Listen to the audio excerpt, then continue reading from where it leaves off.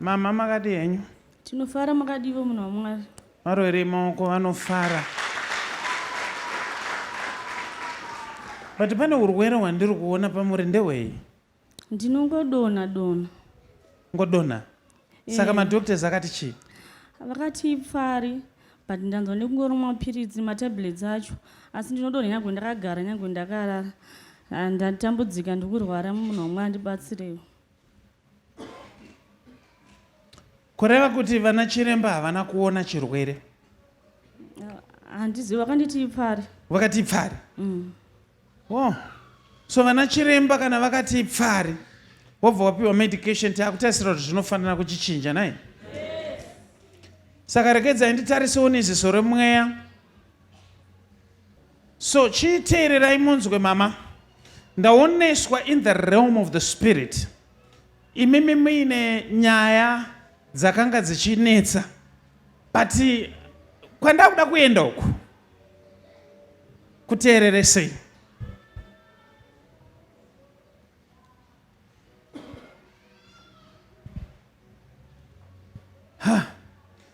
Ndiri kuoneswa ini in the realm of the spirit. Pakaungana vanhu. Ndokubva panoita bhegi randiri kuona, asi pari kuita kunge pane accident yakaitika. Mwaramba makanyarara. Muri kuti ndiri kukunyepera here? Kutopererwa. Ndapererwa. Zvakaitika prophet. Ndaoneswa pakaitika accident. Vanhu vakakuvara. Imimi ndokubva masvika pasini. Ndobva manonhonga bhegi. Ndobva maenda naro. Asi ini ndiri kunzi bhegi ramakanhonga paaccident yakaitika.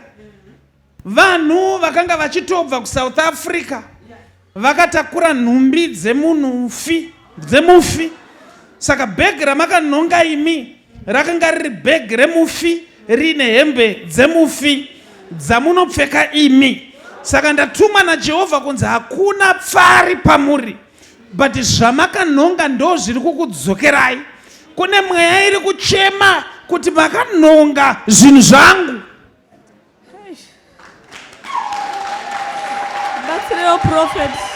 Listen to this.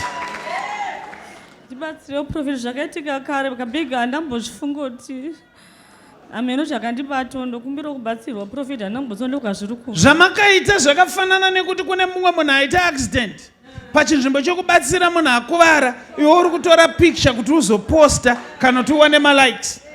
Kana kuti mumwe munhu ari kunyungura nemvura, iwe uri busy kutora picture. Ndo zvamakaita. Kuba zvinhu zviri paaccident scene hazvina kufanana nemunhu anoba zvinhu panhamo.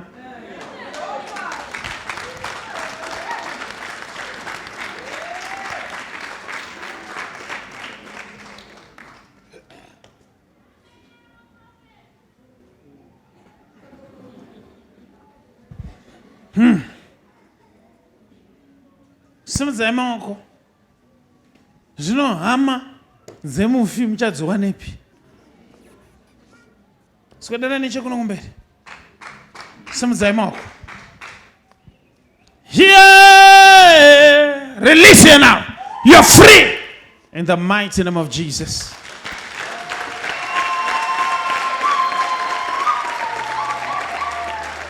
Unotora bhegi remunhu ukatadza kugara zvakanaka nebhegi remunhu.